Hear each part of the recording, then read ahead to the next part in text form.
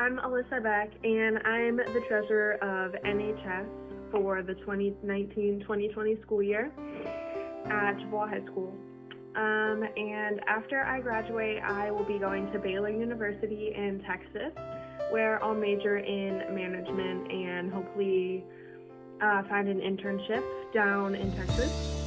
The thing that I'll probably remember most about high school is just like messing around with my friends during class, like especially math and AP biology, because we were all just trying to get through it together. It can be rough sometimes, but your friends will always be there for you.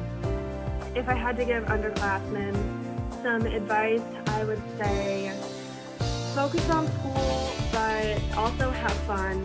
Grades are important, but they're not everything. So I think to get the best high school experience possible, work on school, work hard, everything like that, but make time for your friends and for yourself. School can be really stressful, especially like junior and senior year with college applications and everything, but definitely take your own time to de-stress and spend time with your friends, because that's what's going to make you happy